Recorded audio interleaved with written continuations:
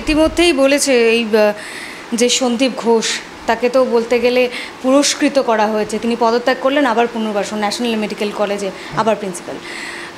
বলেছে তাকে সরাতে হবে, নয়তো কোর্ট নির্দেশ দেবে, হয় রাজ্যকেই কাজ করতে হবে নয়তো কোর্ট নির্দেশ দেবে। হ্যাঁ, এটা যে কোনো লোক ভাববে যে এই লোকটার ওখান থেকে আগে 3 বার ট্রান্সফার হয়েছে, 3বার সে ফিরে এসেছে। তার যদি ওই হাসপাতালে এতই দরকার তাহলে তাকে ট্রান্সফার করা হলো কেন? আর যদি ট্রান্সফার করা হলো তাহলে আবার 3বার তার ট্রান্সফার রোধ করা হলো কেন? দেখুন, উনি পদত্যাগ করার পর বলেছেন যে এখানে চক্র আছে, লুটে পুটে খাবে। তার মানে লুটে পুটে খাওয়ার ব্যাপারটা উনি ভালো বোঝেন। তো এইটা ছাত্রছাত্রীরা, উনি ঠিক ওই বিষয়টা নিয়ন্ত্রণে এনেছিলেন আরজি করে, এটাও বলেছেন। কোনটা? ওই আরজি করে যেভাবে ওই তোলাবাজি চলতো, এই বিষয়গুলো তিনি নিয়ন্ত্রণে এনেছিলেন এমন বলেছেন কি? সে তো ডাকাতও যদি বলে আমি নিয়ন্ত্রণে রেখেছি, আপনি বলতে পারেন যে এখানে কেউ ওই যে শোলে সিনেমা হিন্দিতে বলেছিল যে कोई दूर दूर गांव से कोई বাচ্চা রোতা তো বলতে হয় যে সোজা নেই তো গব্বর সিং আ যায়গা।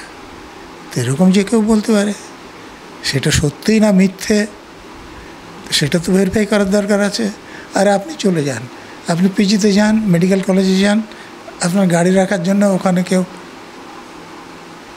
আদায় করে কি পার্কিং ফি? আপনি আরজি করে, আমি জানি না গণ্ডগোল প্রবন্ধ হয়েছে কিনা, আপনি গাড়ি নিয়ে যান, আপনার ফিজ আদায় করবে, কিন্তু সেটা কলেজ অথরিটির কেউ না।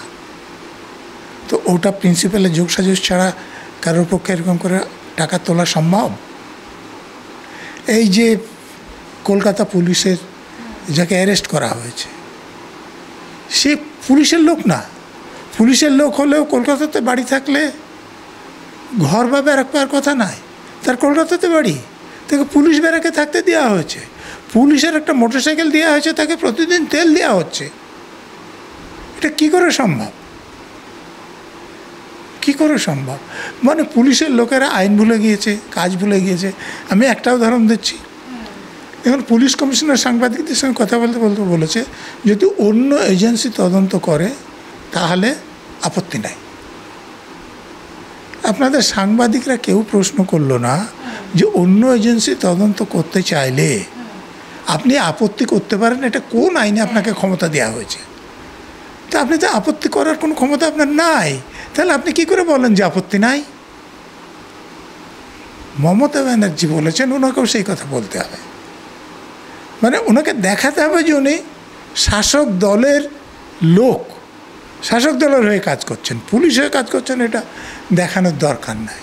তো কমিশনার অফ পুলিশ যদি এরকম বেআইনি কথাবার্তা বলে তাহলে তার নিচের লোকরা কি করবে? আমি যেটা বলতে চাইছিলাম যে যে ইনজুরিগুলো ইনকোয়েস্ট রিপোর্টে উল্লেখ করা হয়েছে, মানে যৌনাঙ্গ থেকে রক্তক্ষরণের কথাও উল্লেখ করা হয়েছে, ডেড বডিটা যে অর্ধনগ্ন অবস্থায় পড়ে আছে সেটাও উল্লেখ করা হয়েছে। তারপর কেস শুরু না করে ইউডি কেসে কি করে ইনকোয়েস্ট হয়? মানে একদম গর্হিত কাজ, বেআইনি কাজ। এবং সেটা কারা করছেন? প্রিন্সিপাল বলছেন যে আমি আসার পর আমি ফোন করেছিলাম পুলিশকে এবং কমিশনার অফ পুলিশের অন্যান্য পুলিশ অফিসার পৌঁছে দিয়েছিলেন। তো কমিশনার অফ পুলিশ থেকে এরকম বেআইনি কাজ হচ্ছে, তো সেখানে আপনি মানে তদন্ত সঠিকভাবে হবে কী করে আশা করতে পারেন? তো মমতা ব্যানার্জি ওই মুখে বলছেন যে রোববারের মধ্যে কিছু না করতে পারলে দিয়ে দেব। উনি কলকাতা পুলিশকে সময় দিচ্ছেন যে কিছু যদি স্বাক্ষর প্রমাণ থেকে থাকে সেগুলো পুরোপুরি মুছে দাও, তারপরে সিবিআইকে দিব। সিবিআই কী করে বের করবে? তিনি এছাড়াও এটাও তো বলেছেন যে ফাঁসির দাবি করবেন। প্রথম থেকে এই কেসে মমতা ব্যানার্জিকে নমনীয় দেখা যাচ্ছে। এর আগে যত ধর্ষণের ঘটনা ঘটেছে মমতা ব্যানার্জিকে অনেক রকমের মন্তব্য করতে শোনা গিয়েছে, আমি সেগুলো আর বলছি না, আপনিও জানেন। কিন্তু আপনাকে আমি পাল্টা প্রশ্ন করছি, মমতা ব্যানার্জি ফাঁসির দাবি করার কে? কোর্টে জজ সাহেব যখন কেসটা শুনবেন, পাবলিক প্রসিকিউটর যিনি থাকবেন তিনি যদি বিয়ন্ড রিজনেবল ডাউট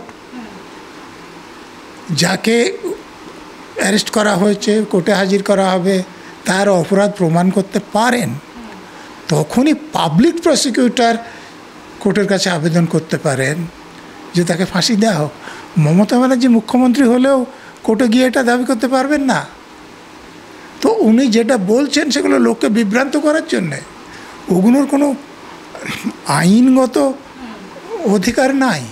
স্যার, মৃতার দেহের আঘাত নিয়ে আপনিও বলছিলেন, আজকে হাইকোর্টে এই মামলা উঠেছিল। বিকাশ রঞ্জন ভট্টাচার্য, যিনি নির্যাতিতার পরিবারের তরফ থেকে আইনজীবী ছিলেন, তিনি এই প্রশ্নটা তুলেছেন যে একার পক্ষে এই ঘটনা ঘটানো সম্ভব নয়, যে প্রশ্নটা মানে সর্বমহলেই উঠছে। কিন্তু রাজ্যের যে আইনজীবী তিনি বলছেন যে একার মানে যদি একাধিক ব্যক্তি জড়িত থাকতো তাহলে এই যে আঘাতের চিহ্ন সেটা অন্যরকম হতো। দেখুন, আমি অন্য কথা বলছি। পোস্টমর্টম রিপোর্ট করা হয়েছে, তো উড়ো উড়ো যেগুলো আসছে, পোস্টমর্টম রিপোর্টে নাকি দেখা গিয়েছে যে একাধিক ব্যক্তির সিমেন্ট পাওয়া গিয়েছে।